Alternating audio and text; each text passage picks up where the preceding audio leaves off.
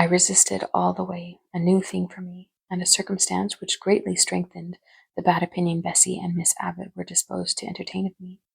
The fact is, I was a trifle beside myself, or rather out of myself, as the French would say. I was conscious that a moment's mutiny had already rendered me liable to strange penalties, and, like any other rebel slave, I felt resolved, in my desperation, to go all lengths. "Hold her arms, Miss Abbott.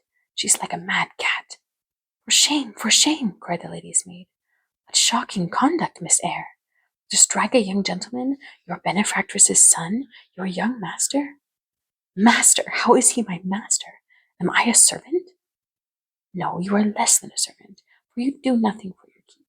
There, sit down and think over your wickedness." They had got me by this time into an apartment indicated by Mrs. Reed, and had thrust upon me a stool. My impulse was to rise from it like a spring, their two pair of hands arresting me instantly. "If you don't sit still, you must be tied down," said Bessie. "Miss Abbott, lend me your garters. She would break mine directly." Miss Abbott turned to divest a stout leg of the necessary ligature. This preparation for bonds and the additional ignominy it inferred took a little of the excitement out of me.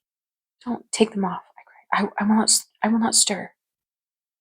In guarantee whereof I attached myself to my seat by my hands. "Mind you don't," said Bessie, and when she had ascertained that I was really subsiding, she loosened her hold of me. Then she and Miss Abbott stood with folded arms, looking darkly and doubtfully on my face, as incredulous of my sanity. "She never did so before," at last said Bessie, turning to Miss Abigail. "But it was always in her," was the reply. "I've told Mrs. often my opinion about the child, and Mrs. agreed with me. She's an underhand little thing. I never saw a girl of her age with so much cover." Bessie answered not, but ere long, addressing me, she said, "You ought to be aware, miss, that you are under obligations to Mrs. Reed.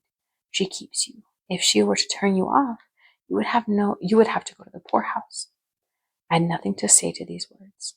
They were not new to me. My very first recollection of existence included hints of the same kind. This reproach of my dependence had become a vague sing-song in my ear, very painful and very crushing, but only half intelligible. Miss Abbott joined in. "And you ought not to think yourself on an equality with Mrs. Reed and Master Reed, because Mrs. kindly allows you to be brought up with them. They will have a great deal of money, and you will have none. It is your place to be humble, and to try and make yourself agreeable to them." "What we tell you is for your own good," added Bessie, in no harsh voice. "You should try to be useful and pleasant. Then, perhaps, you would have a home here. But if you become passionate and rude, Mrs. will send you away, I am sure." "Besides," said Miss Abbott, "God will punish her. He might strike her dead in the midst of her tantrums, and then where would she go? Come, Bessie, we will leave her. I wouldn't have her heart for anything. Say your prayers, Miss Eyre, when you are by yourself, for if you don't repent, something bad might be permitted to come down the chimney and fetch you away."